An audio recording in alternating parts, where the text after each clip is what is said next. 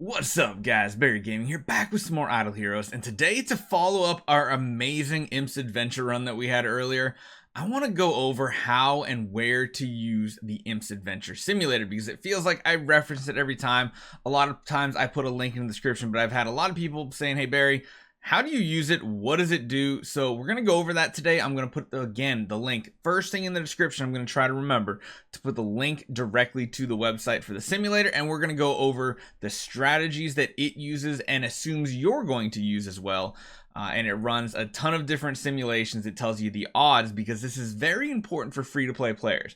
If you can afford to not buy all 30 of the dice for gems, I mean, you can save 150 gems per dice that you don't need to use. So you always see me buy all 30 at once. Don't do that if you're actually free to play and you need to conserve your gems, because every single event nowadays is demanding so many gems, like left and right and center, and you have Sky Labyrinth as well. So you got chests, you got a ton of stuff. You need to save those gems. So hopefully this helps you do that.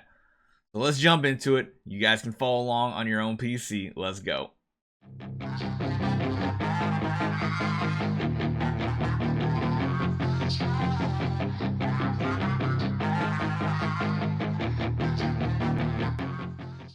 Alright, so when you do go to the website, this is essentially what the homepage is going to look like. There's a lot of data on here, a lot of information, but we're going to go over it in pretty much the basic way we can. So let's go to the overview. Let's read it and tell you what it's about. So plug in your current conditions in Imps Adventure and click run. That's what I'm doing all the time. It will produce a chart from 100,000 simulations and what percentage of those simulations end up in each reward bracket. You can use this on the last day of the event to see if it's worth it to spend gems and or money to buy additional dice. To help answer this, you can put in how many gems each reward tier is worth to you, and it will calculate the expected gem value based on the chances. That when it's talking about that part, that's more or less for like spenders and everything, and that's what this section is for. I usually don't use that, but if you want to know the gem value for each box, it does help you. So the strategy, this is what I talk about all the time. The best strategy, and the one the simulator uses, is to use the lucky dice to land on the lucky hut to, of course, refresh that dice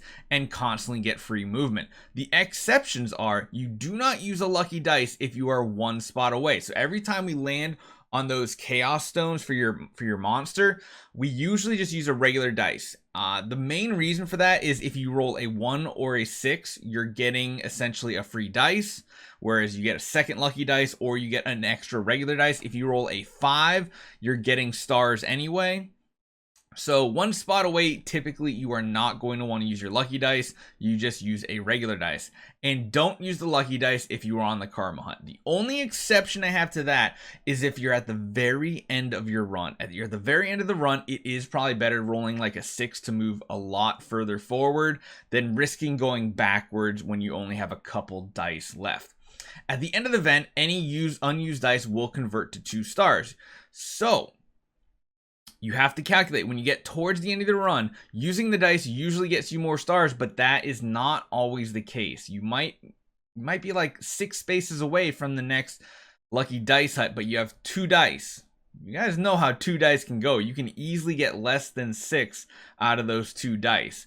And if you're, only 3 or 4 stars away from the next tier of rewards, you're probably better off just saving those dice and making sure you guarantee those rewards. But if you are guaranteed the next tier by not using them, just like we were saying, then it's up to you to decide whether to save them for the guaranteed reward or use them to attempt to get to the further tiers. Plus, you get the loot for your actual dice rolls as well. So I typically say when you get less than 5 dice, you really need to start calculating how far are you away from getting your next reward, the next chest, and what are the chances that you're actually going to get there, or low rolling with 1s and 2s. What if you have more than 1 lucky dice? Well, you can use this to fully upgrade your starry mushrooms. Prioritize upgrading the 3rd one down the bottom left corner, because that one is one of the most difficult to get. And if they are fully upgraded, you can use it to get the wishing hut for a free ordinary dice. That's what I do towards the end of my runs a lot.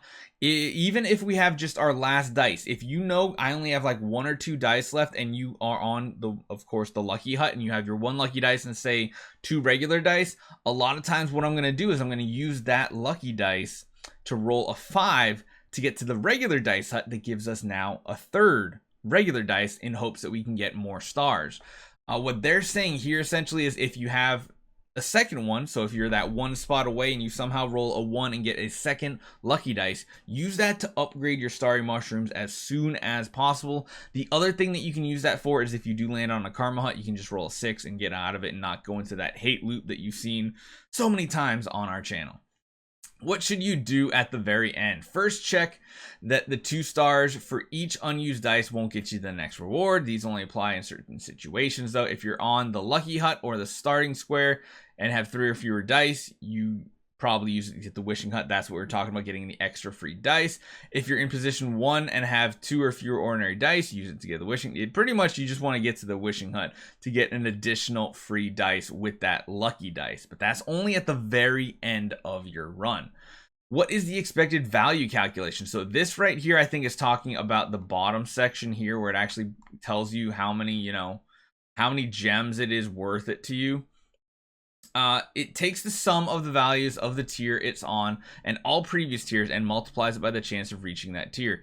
If the expected value of any of the tiers have not been reached yet is higher than the amount of gems you would spend to purchase dice, then it's a good bet. But nothing is guaranteed, so it's always up to luck. And then why is the expected value showing 0 for some tiers? If your current stars are already within the range of a tier, the value of the tier is 0, which is why we're kind of like, I've never really used the bottom section. I wish I could give you like a better opinion on this, but I've never used it. So let's refresh the page real quick. Let's get this to the beginning and I'll show you guys what it looks like when you start this fresh. You have all 78 dice, you have 0 lucky dice, and you have 0. So essentially what you're going to do is make sure all this is blank and you can run the 100 simulations. And this is what I normally see and why it takes me some time when I'm doing my live Imps Adventure runs, where you can see what the results are going to be.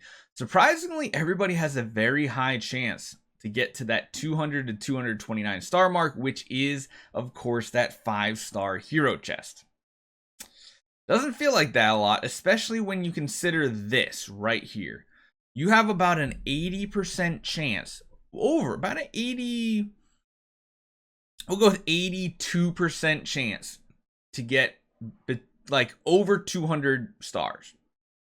Why is it that this part of the calculation always feels like it happens to the majority of people? Yet there's an 82% chance. There's a 47.7 chance that you get to 200 to 229. There's a 30% chance that people get to 230 to 259. And there's a, this is the good one. Like there's a 4% chance to get there. There's a 0.032% chance, fully free to play, you will get to the 300-star, 9-star puppet chest. Yes, that is absolutely insane. But normally what ends up happening is I'll be like, I think I was at like 8 left. We had 1 lucky dice. We had starting stars of like 195 or something like that. We're at, say, the lucky hut position. This is where you pick exactly where you are on the map. We had the stars at like 333. You rerun it again and it'll tell you exactly what the percentage is. So this is kind of what I do to figure out if it's worth it or what I'm gonna have a chance of getting.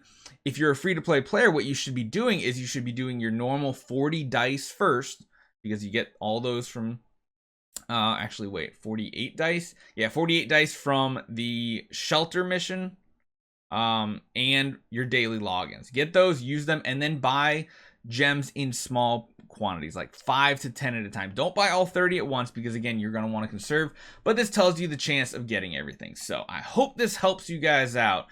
This is what it really does help me out when I was on my free-to-play accounts as well. This simulator is absolutely amazing. So hopefully it helps you guys out, save some gems. Hopefully it was a little informative as well. I'll see you guys next time.